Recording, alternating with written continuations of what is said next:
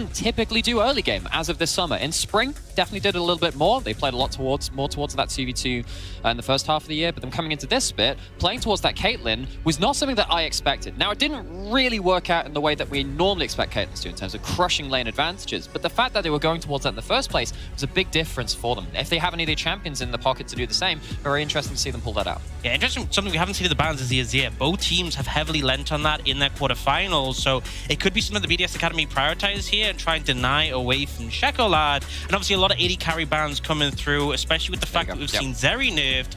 I mean, Civ is still open and available. We could see them go in various directions. Yeah, that is it. Completely agree with something in the quarterfinals that we were screaming at Vitality.Bee. Just ban it. Just get rid of it. If your team plays Azir, it should be banned against you. Rika had that insane quadra kill. Oh, that's so good. And honestly, I think that was the play of the tournament. It was all the eye candy, all the damage. Play of the tournament so far. So far. Yeah, I like how you think. But either way, looking at Shekolad now, and while he has had a versatile champion pool as well, can maybe pull out something like a Swain to try and threatened there, but I'm really wondering now what GameWard do about this mid-jungle, because you tend to lose prio against that Azir. You need to have something to combat him and maybe force some kill threat. Yeah, and I think that's the thing is obviously a lot of people talked about how the meta, especially before Zeri was nerfed, obviously we are on 12-16, we did change patch for knockouts. With Zeri nerfed, that has moved a bit away from that bot lane meta being as much of a focus, but it still is very centric towards it, and mid lane priority is so vital in leaning towards that bot lane. Having a Civ AD carry is great in terms of scaling, but if she falls behind because the enemy team has control of mid, you'll be in a rough spot. Yeah, because when you are when you're trying to like just pile on bot side, and let's be honest, both of these AD carries have been late game insurance. They have loved to get those that ability to carry in the late game. It really was in the quarterfinals where BDS Academy showed that they played towards that bot lane themselves with stuff like the Azir prior playing out.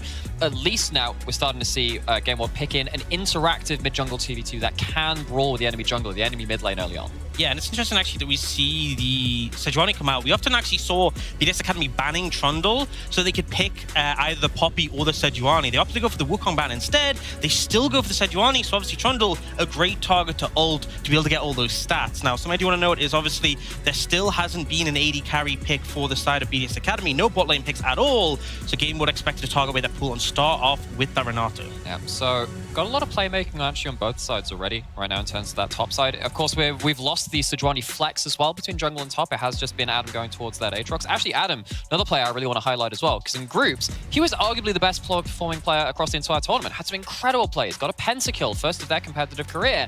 But coming into the quarterfinals, they succeeded in a different way. It wasn't through 1v1s, huge lane advantages. It was turning up to the team fights and just mauling through them. They played stuff like the Aatrox with the Soraka as well in the support, and just allowed Adam to be more of a 5v5 menace, which is not necessarily where we'd seen him go towards before. Locking in the Aatrox again, maybe signaling again more of that team fight value. Yeah, and I mean, they actually ban away the Yuumi, but if there's any picks like potentially the Renekton, which you don't want GameWard to get the hands on into the Aatrox, now's the time where you can sort of look to target and ban those away. We do see supports trim pretty heavily, so Lulu actually being taken off the cards, and I think that's something to mention for Camilius. In their quarterfinals, despite the fact we've seen a big heavy lean more towards enchanters towards the end of the split, Camilius just like, no, I don't care about that. I'm playing my Amumu, I'm playing my Leona. I want to be aggressive in set of plays. And of course, he has played those enchanters as well, but I feel like that diversity in the pool is going to do so much for them. And what that led to, because they were against X7, of course, was when you saw the enemy team lock in that Yuumi and go, oh wow, we're going to scale. You just roam across the map and you end the game before they're even relevant. So if we're looking at this game again, where we're looking at this draft and say, okay, huge tanky front line on top side, range to play around with Sejuani or Azir. If you're playing towards an enchanter there, if you lock in the engaged support last and you ruin the game early, maybe that stops BDS Academy getting off the ground. This is an interesting one. Looking at the side here from GameWard, they're actually going for the Akali into it. So they're quite AP heavy, kind of saying to themselves, look, we got solo lanes that can make work. We got things that can get the good matchups because they saw the solo lanes so early.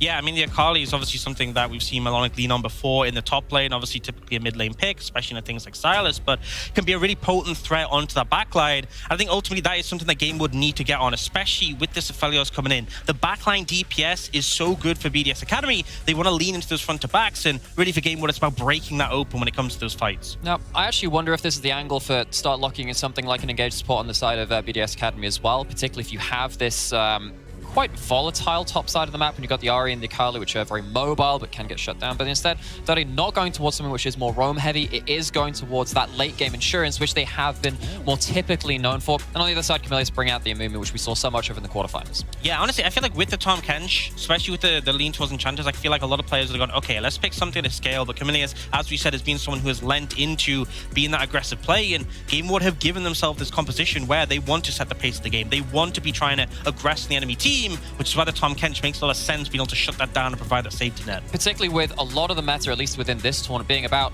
find your first target, kill your first target. If you're going to put a Trundle on someone, start firing at them with the Amumu and the Akali, whatever else, piling onto the same target, the Tahm Kench can stop that in the tracks, buy space for the Aphelios, for the Azir to reset the fight and blow it open. Both teams locked and loaded now coming into the game one, rift of game one. And I think that if you're looking at both teams, they've kind of gotten what they want. They've gone with what they've worked out is working for them so far this tournament. And neither side is going to really be unhappy. I think you've got big carries for both sides in the solo lanes. And again, big hard engage coming out from the big guys you always look towards, being, of course, Camilius and, of course, the Sejuani on the side for BDS. Yeah, and I really think those solo laners, which you're pointing out there on BDS Academy, they had such a good quarterfinals that they are the ones to watch for me on that side. On the other side, I'm looking at jungle support. I'm looking at this Trundle and the Amumu. I think they should be able to leverage their early matchups and start shutting down those solo laners before they do what they did, of course, in those quarterfinals. They wrecked house. Yeah, and I feel like if we get to the late stage of the game and we don't see GameWard having pushed the pace forwards, if we don't see the successful plays from the jungle and support, that's where things start to get problematic, right? Because you're diving in, the Aatrox and the Azir can have so much value in those scenarios. Aphelios a fantastic anti-dive champion if you can stay alive. And if you go behind, it's going to be so difficult as you are so short-ranged. And that's something that Vitality.Bee tried to do and failed versus BDS Academy. Quite spectacularly. Because they were a team, we thought that would be a 5-game series. Thought it was going to be Vitality.Bee just skill checking all the time, playing through aggressive mid jungles, which of course we have another one here. Got Trundle and Ahri, love to fight early.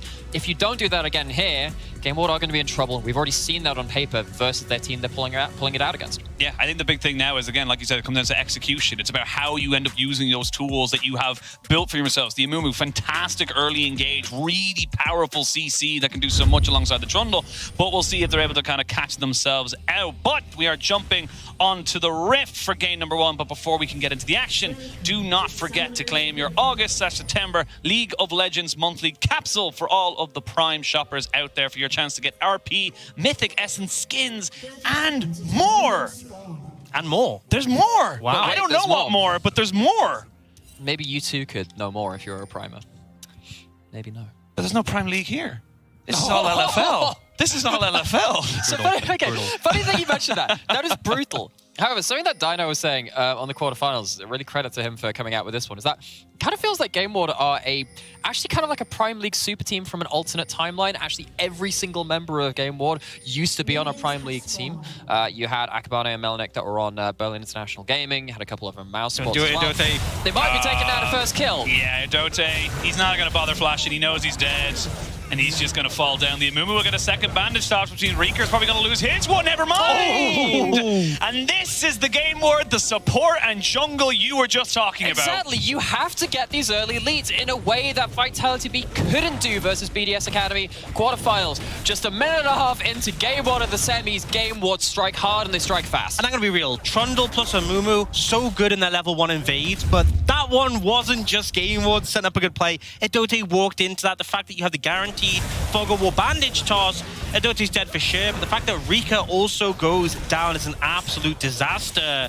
And I think now he's going to have to burn TP to get to lane. He did. Yeah, going to be at such a deficit from minute 1. This is exactly what GameWard needed. Yeah, and though you have lost your flash on the Trundle, I don't think you give monkeys about that. You've got now an Ahri that can very much threaten Rika in that mid lane. Especially with getting the early control in the first level, particularly between Ahri and Azir in that matchup. You are looking to see what damage can be put down by the Azir at that level 1. The first couple of trades in that lane can start controlling the tone of that lane. Yeah, and I feel like if you destabilize mid lane for BDSA, like picking the Azir, you want to have that permanent prio where possible. You want to have the control and stop Shekelad from moving. Anything that upsets that gives more play-making potential over to the side of GameWard, gives them more opportunities to set things up and find favor. And actually, I think that goes into a larger conversation about stability, actually, because BDS Academy, everything was very stable and under their control in the quarterfinals. It was only really game 3 where things got a little bit awkward when there was the Skander's Renekton game, where it got very difficult through that top side of the map. Outside of that, it was absolutely breezy for them. They managed to control that early game, particularly through their solo lanes, having good priority, out laning, and then, of course, Shio having an incredible series, too. But he's on the Sejuani, waiting to really scale up to a point where he can go a little bit further and a bit more aggressively. And GameWard have not been giving them the option to so far. Akabane just kind of putting himself now behind the turret. This is a dive option. Again, not a lot to do here for Crowny and Erdote, but the red gun keeping him at arm's length. They are going to lose a significant wave now coming into bot side. And it's sort of the big thing since Tom Kench got that rework where the Devour went onto his ultimate. Pre-6, you don't actually do that much for your AD carry to aggress on. Like, if you can land a W, sure, you can find a way to defensively peel, but you have to be so cautious about aggressive plays like that. They don't miss out on too much. They do have the power to ward them off, and Shekelad wasn't in a position to roam, but I like the continued pressure coming out from GameWard. Yeah, and it's just, again, just making sure that BDS Academy can't get any easy leads through this bot lane. Of course, we do know that Crowny is an incredible late-game AD carry, especially during summer and spring. He was a little bit more focused on the early game, but for summer, BDS Academy found great success in just saying, all right, we're going to play through the top side of the map. That's where we're going to find our advantages. And then Crowny will be there later into the game. It was a little close there. They wanted to try and put a ward down. They felt do the breeze on the back. Yeah, I was going to say, they definitely felt the wind whisk past their butt cheeks as that one there. As we can see, the Shekelad lands a charm there onto Reeker, so this should just be a little bit of harassment from Shio and towards the mid lane. And it's actually interesting as well, because yes, we are seeing the trade-off on the top side of the map. It's very much a vertical jungling coming in right now, but it is about the difference in pressure that's coming out here from GameWard. GameWard are getting multiple ganks off, while the side of BDSA are just not really doing anything else. They're just getting the camps. And it's exactly the right mindset as well. You can see that Shekelad back for Darksteel in the first back as well, which is something I'm a big advocate of, because if you're trying to snowball through a snowbally top side of the map, looking for the fights, using a higher target access to start getting kills early, then you want to make sure you double down on that, particularly in this composition. As we're talking about, stability is the name of the game for BDS Academy. GameWard are the ones with the onus on them to really do something. So again, right mindset being shown through by GameWard. And I'm going to say, though, despite the fact that we've seen a lot of attention put towards the bot lane, Crowny's doing fine in terms of farm. Crowny hasn't died again. They still have all summoners.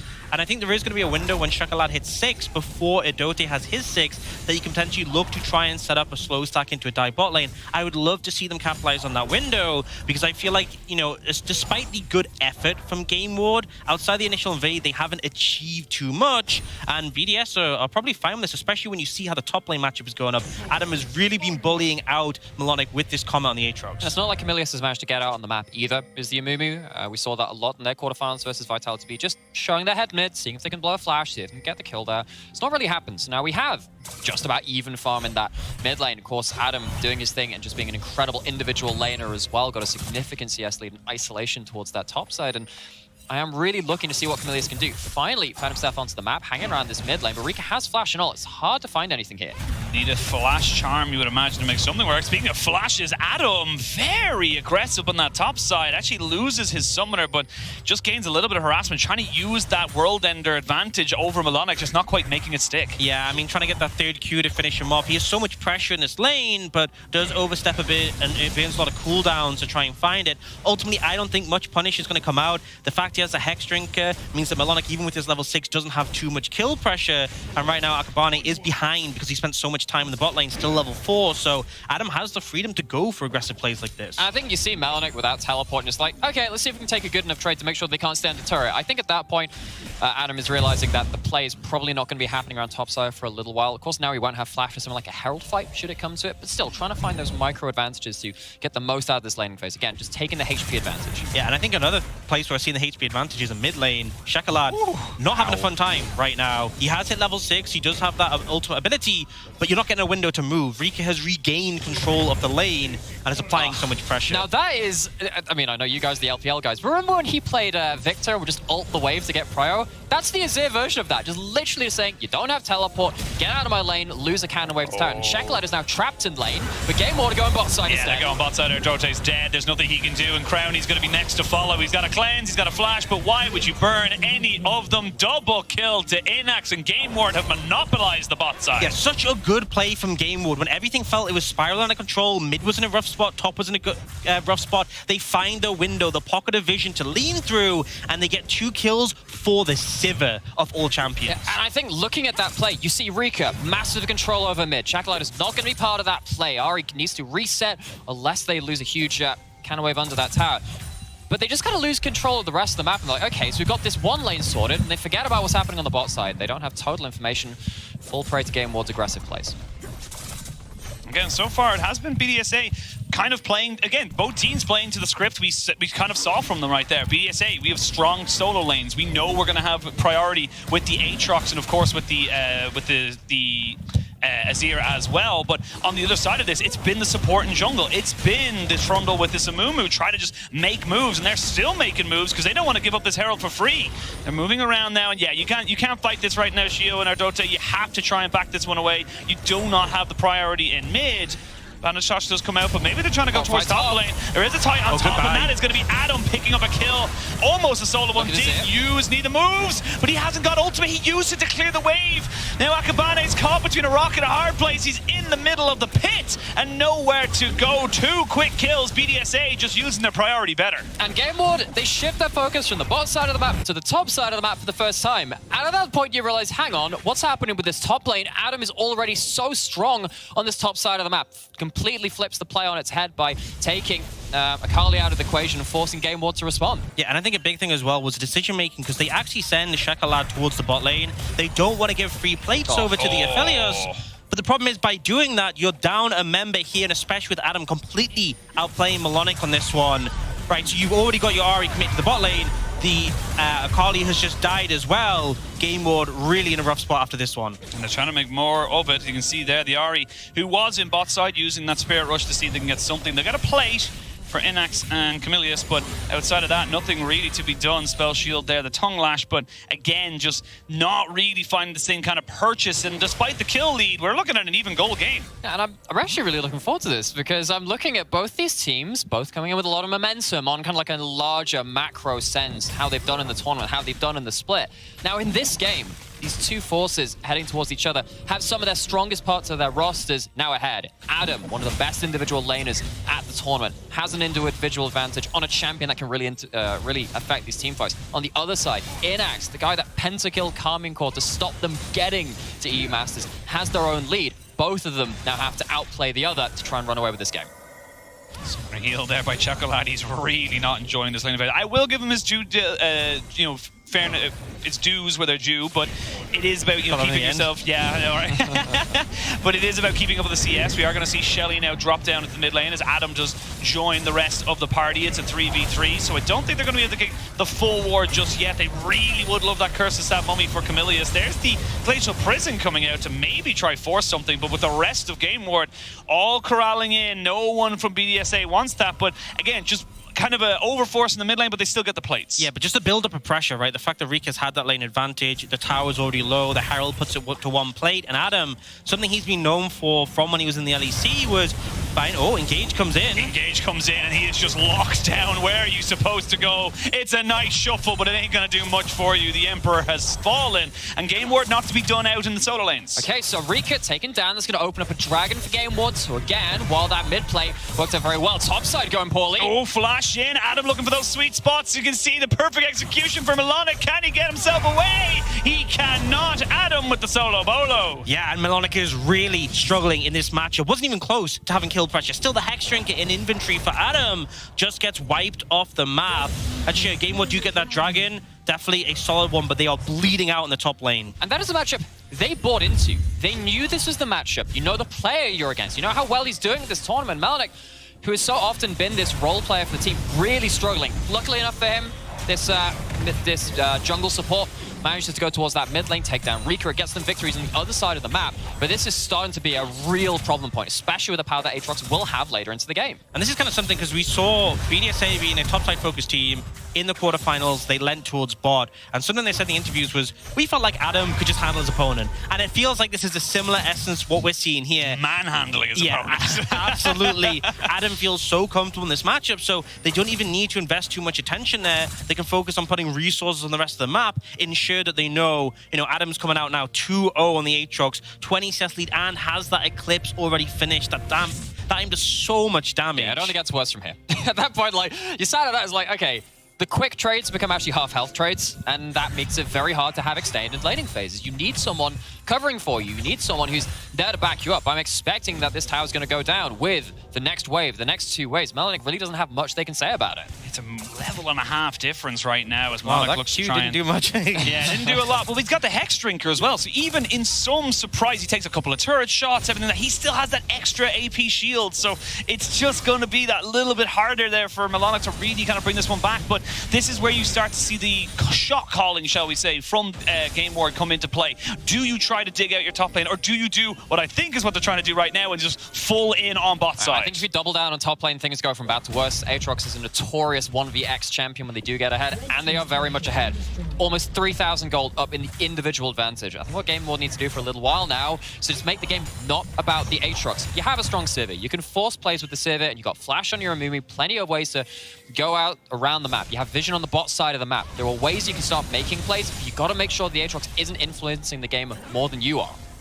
I just think the difficulty is, something I was trying to bring up before, is Adam, something he was so known for in the LEC days, is when he gets priority in his top lane, he will take any opportunity to move in, find roam angles, find ways to influence the rest of the map, and that's kind of what happens, right? He shoves the wave into Melanic, and then he moves down. He's with the team, trying to look for proactive plays, and this Aatrox Sejuani combo is so potent. If you can connect, stack up the passive, you're just going to get deleted. And I mean, this is the big thing right now, as you were talking there, Nymera. It's about influencing the rest of the map. Not only do they get the turret, but they also get the Spirit Rush out of Chocolat. It shouldn't mean too much of a difference. They will have a Rift Herald maybe to fight now in 50 seconds, but about whether or not you want to fight it, that's a different story right now, because it does feel like BDS, they've woken up, and GameWard aren't happy about it. So they're going to try and force down this bot side. They're trying to jump in there. Dote will use a Devour, but he hasn't been able to get fully away. He does still have Flash, but he got stopped by the pillar. He flashes away finally, but they've already taken down a kill. Another 3-man ultimate from Reeker, but Inax is untouched, and Inax just moving forward. There's the Moonlight Vigil. There's the Akali trying to make this one work. Perfect execution, and Crown flashes away. Now Adam trying to see if he can bring this one right back. Get over here, and Adam gets a consolation prize. All that craziness, there's only 3 people go down. GameWard do find the advantage. They do find a window, but they don't have enough follow through, and Adam is there to shut any play down. Exactly. This play is going great up until the Aatrox arrives. You need to make sure you finish off the play before Adam comes up to the party as well. That's to the point where like your heads-up display changes. This is current mission, survive. BDS Academy trying to run out with this one, and it is a good cancel. They keep Ododi in there, and as soon as you start stacking up the lethal tempo, you start getting loads of attack speed on Inax. This is a very winnable fight up until you chase into raid boss Adam. Yeah, I mean, that's where it gets scary. They could have just taken the kills they got, but they overstep a bit too much. Akabane walking into the Aatrox just gets absolutely deleted. But I think it kind of shows what GameWard want in their fights, right? When they're more spread out, when they're more chaotic, when you don't have the defensive wall for the backline of BDSA, that's where they can start to find favor, especially because Melanic joining the fight late on this Akali. Tom Kenchel already being down was able to just pick them apart, but still going to be struggling when Adam joins the fight. And I mean, it's nearly a 3,000 gold lead, but that is just Adam right now. That is literally the Aatrox, nothing more. Because if you look at the way the gold distribution is on the bottom half of the map, you've got Adam has a bigger lead than his team. I was going to say, yeah.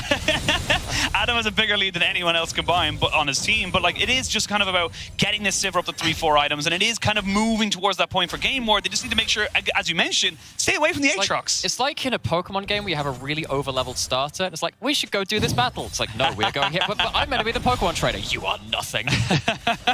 He decides where and when, but that's the big thing now. It's got to be on GameWard to be creative, to find these moments where they can maybe get a fight, or where it's on their terms, away from Adam, who doesn't have teleport. They now know he's coming in towards this barren pit with Shelly, so they're going to back themselves away immediately. Like we just said, you do not want to mess with this guy at all. Yeah, but you see, so BDSA are trying to force him away from the Herald while Shio solos out the Dragon. So BDSA are posturing aggressively aggressively, but they don't have the numbers to actually fight this. Adam's really trying to do a lot of work, and Adote is there if he does get caught by a charm to pull him out, and that is enough to force the reset in the Herald. So now Dragon will be picked up by BDSA, and the Herald is being stalled. Yeah, but like, look at these items already. You've got double MR coming out of Adam on the Aatrox. You sat there and one charm lands, you're like, okay, so I'm walking towards you a little slower now. There's no real damage that comes after that point, and it allows BDS Academy to position so aggressively at this point. Even with the Trundle ult thrown down, Adam will survive long enough. Now, they have managed to stay on the top side of the map and trade well enough to keep on this Herald. BDS Academy not ready to let it go.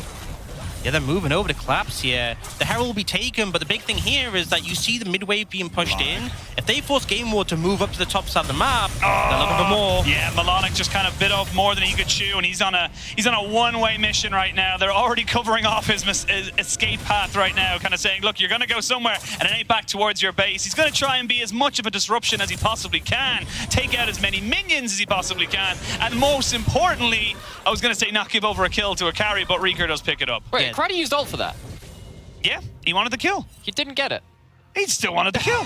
I don't care if he got it or not. He wanted the kill. Yeah, again, like, God loves a trier. I will say, though, I feel like for BDSA, you could have just pushed up mid there, right? You had them completely routed. That tier 2 mid could have been taken instead, which I think would have been more valuable. Maybe tunnel vision a bit on the kill, but they still get it, so definitely not a negative for them. But the Herald is now in the pocket of GameWard, and I think especially when you're up against Nazir, who is so hard to move from when he's defending towers, getting onto that mid lane tier 1, taking it down would do so much for them. Yeah, and they had, you know, BDS Academy still have priority, right? As much as they can run across the map and get these free kills, they have the luxury to do that because you're never losing push in that Aatrox lane. Nazir is very happy to be sat there with someone hovering in the lane, so GameWard have very limited opportunities to put this Herald down in a good situation. Now, if they find a fight first, maybe they can snowball it. They can look for it. It's a bit of a 4v3 at the moment. Adote has nowhere to go. TP coming in. That's going to be the Aatrox trying to make Double something TPs. work. It's a double TP. Reeker's here first, and now Adam's on the backside. He's going to be huge, and they can get on top of him. They try and stun him down, but he's just got so much magic resistance.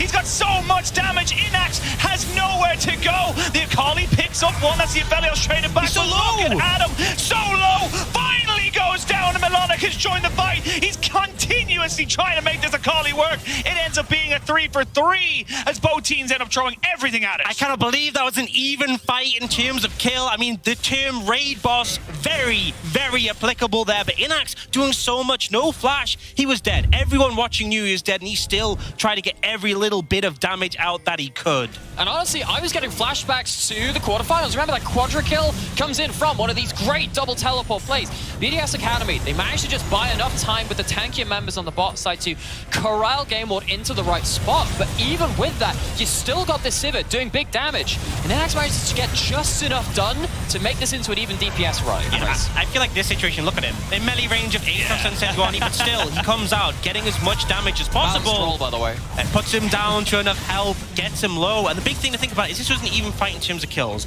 But GameWard were down in gold, so it does favor them. And also, they burnt those double teleports. Inax still has his flash because it wasn't available in that fight. So GameWard feeling pretty happy with the outcome of that one. Still got to be very, very careful. I will give massive props to Melonic, who was suffering, shall we say, in that top side. Picked up a good few kills. Is definitely not keeping it going, as we're going to see now Akabane having to flash away, or Dote trying to use them from the depths to make something work there, as Shelly gets to bop her head into that mid tower. So actually, what we're seeing here with the Herald is going back to what we were saying before that last big fight, was actually saying, actually, GameWard don't have great options to put the Herald down. They're likely going to be pushed in on multiple lanes. But I like what they did there, because they look for the fight, even if it's down in gold, even if it's a little bit off kilter. But they do that just to try and secure the map, at the hopes of having a big power play. I think, again, it's the right mindset, particularly now that they're starting to fall behind in this game. But make no mistake, they're still falling behind in this game. Yeah, it's BDSA with their solo laners having a significant lead. Pretty much, if you look at the way the gold difference is, it's literally about 1,000 in mid, 500 in jungle, nearly 3,000 in the top side. But the longer the game goes on, the more this Sivir becomes relevant. The more that this Sivir will just start. Because again, yes, you have a massive amount of damage and magic resistance on Adam. You have no armor. You have absolutely none. So you will be shredded by a 3-item Sivir. Yeah, he's going towards that. And obviously, a big thing for the Sivir is like 4 items. 4 items when you have your Infinity Edge and your LDR complete is where you start to really shred through things. So Inax at that point can absolutely massacre, but it comes down to him being able to position these team fights against the strength of BDSA. And right now, both teams are posturing for this dragon. BDS have control of the wave in mid, and GameWard, they have to respond, so they'll be pulled out the river towards there. And it is, again, one of those more emotive points, right, where you have Adam on with this lead player that really wants to reprove himself. This ex-LEC player who was at the heights of Europe, and then Inax on the other side, who strived so hard this year. It might come down to this fight, Aatrox versus Sivir, round 3 fight.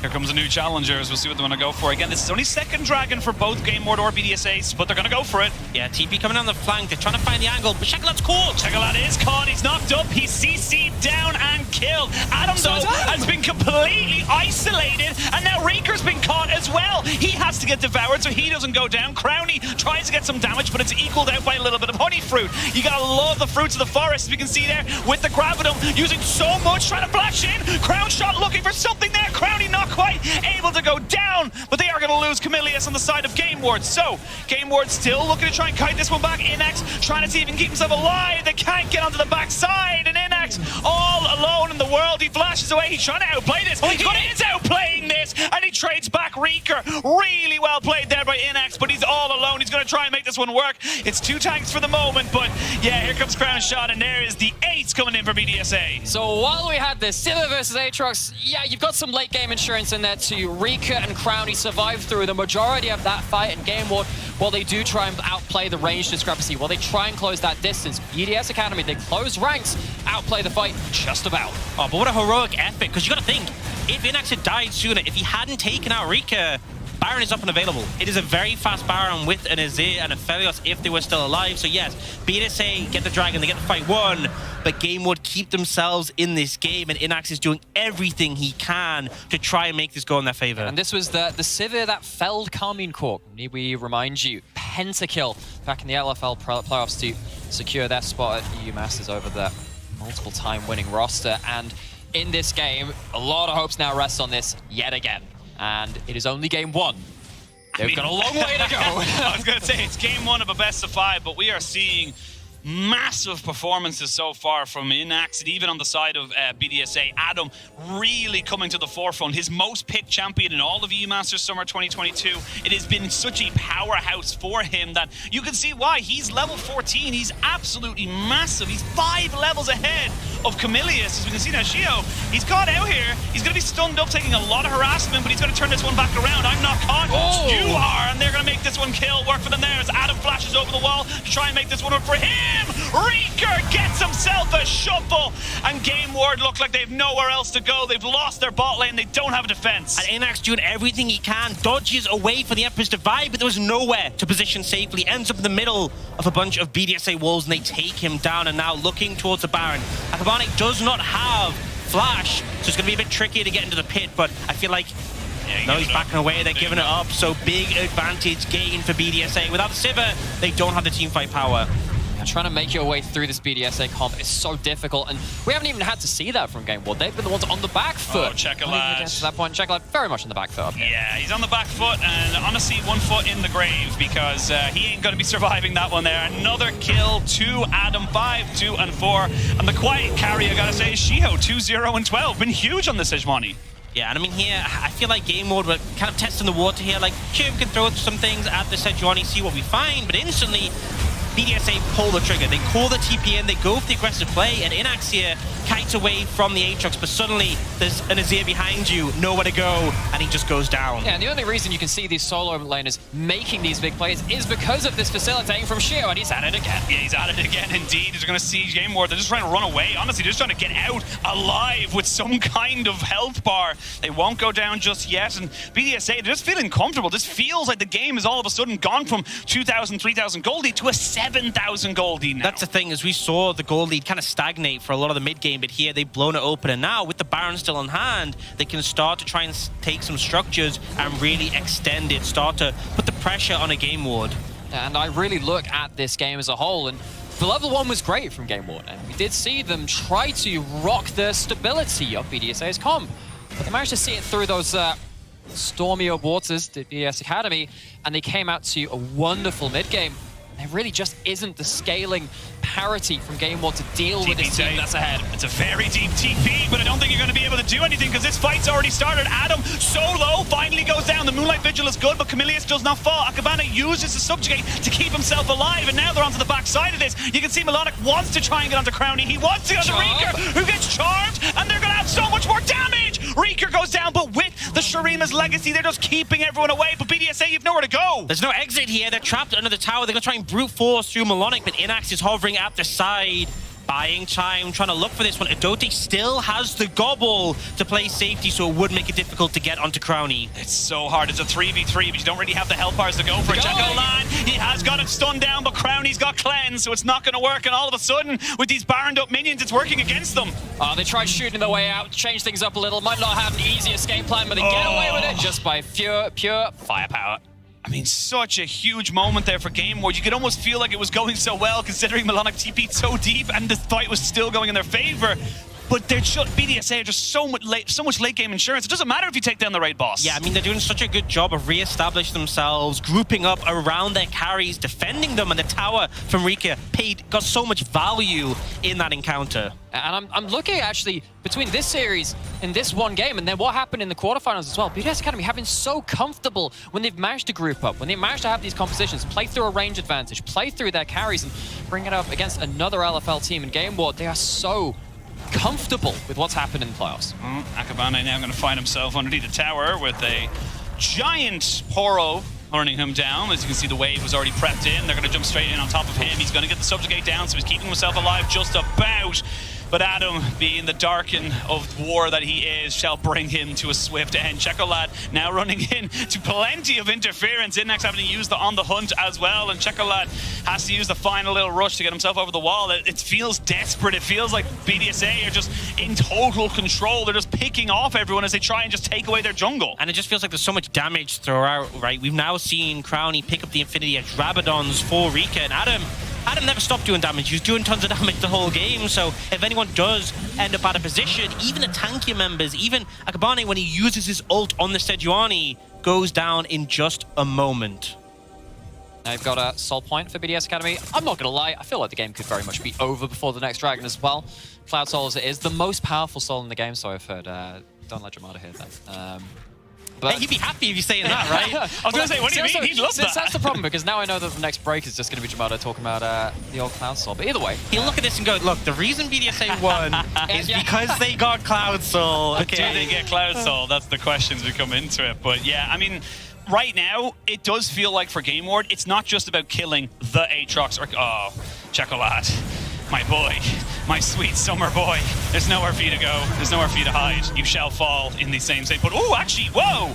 Aphelios died, so I don't know how Crownie got caught, so that's actually a trade for 1-for-1. Okay, so this is actually something we saw a little bit earlier into the game. GameWard finally managed to find a little bit of a split fight. They're grouping up again, though. Adam looking for more. Camille's forced to flash away. They've used the Subjugate as well.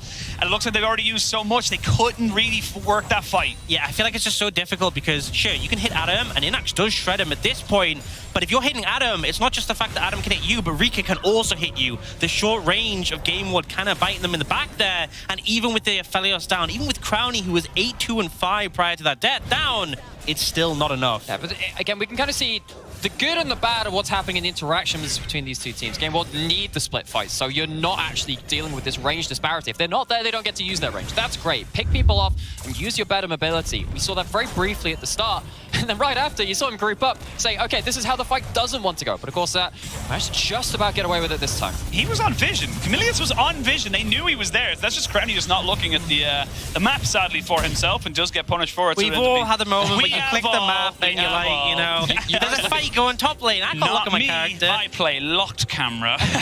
That's wise. You know what's going on. But yeah, look, it happens. It does delay a little bit of a push from BDSA, but they have total control around this Baron pit now. It's going to be so difficult for the side of GameWard to really get some kind of a contest. I think especially because Akabane, again, doesn't have flash here. He can't get in the pit, right? That's why they're willing to go for this Baron. They have the DPS. They know they can't be a contest. Boom, it's done. wasn't even anything GameWard can do, and now it's an 11,000 gold lead. Another Baron where they can really start cracking open the base. Inax is going to be a little bit caught out though for the moment. You can see Reeker moving his way now towards it. They've got Milana covering the mid lane, so it's a 5v4 for the moment, but you've already lost on the hunt. So Inax is going to be relying on just his own Ghost to make sure he can get himself repositioned. Speaking of repositioning, Erdote going to be forced into a little bit of a fight right now. That's a great Moonlight visual, and now Adam moves forward and says, I do not care. Inax flashing away, trying to keep himself as healthy as he possibly can, because without the Sivir, you have no wave clears. A bit of a 1v1 happening in the jungle, but Inax gets jumped upon, and Inax gets taken down. Akabane tries to keep himself alive. Chekolad shall have no such luck as he's weighted by the Emperor of BDSA. Reeker kicks up that kill and ends up being a 32-minute game. No Cloud Soul, but BDSA looking super comfortable. Yeah, and now they're just going to be able to end it and once again continue their undefeated streak. BDSA still yet to drop a single game in the Summit EU Masters. And look, GameWard came in with a plan. They had a level 1. They got a fantastic level 1, but it just